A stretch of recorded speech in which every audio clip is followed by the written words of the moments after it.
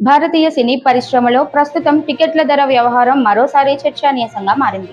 ప్రేక్షకులను థియేటర్లకు రప్పించేందుకు బాలీవుడ్ నిర్మాతలు వినూత్న ఆఫర్లు ప్రకటిస్తుండగా, దక్షిణాదిలో మాత్రం భారీ టికెట్ ధరలపై విమర్శలు కొనసాగుతున్నాయి. ఇటీవల మనోజ్ బాజ్పేయి నటించిన గవర్నర్ చిత్రాన్ని తొలి 25,000 మంది ప్రేక్షకులకు కేవలం ₹50కే ప్రదర్శించడం సినీ వర్గాల్లో ఆసక్తికర చర్చకు దారితీసింది. ప్రేక్షకులను థియేటర్లకు ఆకర్షించేందుకు బాలీవుడ్లో ఇలాంటి ఆఫర్లు సాధారణమవుతున్నాయని విశ్లేషకులు చెబుతున్నారు. అదే సమయంలో తెలుగు చిత్రసీమలో పెద్ద సినిమాల విడుదల సందర్భంగా టికెట్ ధరలు పెరగడం సాధారణమైందని, దీనివల్ల ప్రేక్షకులపై అదనపు భారం పడుతోందనే అభిప్రాయాలు వ్యక్తమవుతున్నాయి.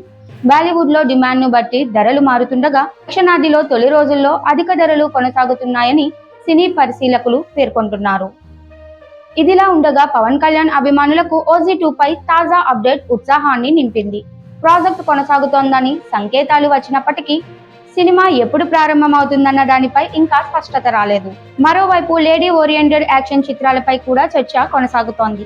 సమంత, రూత్ ప్రభు, రష్మిక మందన, నయనతార వంటి స్టార్ హీరోయిన్లు యాక్షన్ ప్రధాన కథలతో ప్రేక్షకుల ముందుకు రావడానికి సిద్ధమవుతున్నారు. సినిమా షూటింగ్ల వేగం, వరుస అప్డేట్లు, కొత్త టీజర్లు, స్టార్ హీరోల ప్రాజెక్టుల ప్రకటనలతో తెలుగు చిత్రసీమలో సందడి నెలకొంది. ముఖ్యంగా దర్శకుడు అనిల్ రావిపూడి తన ప్రత్యేక ప్రమోషన్ వ్యూహాలతో మరోసారి వార్తల్లో నిలిచారు.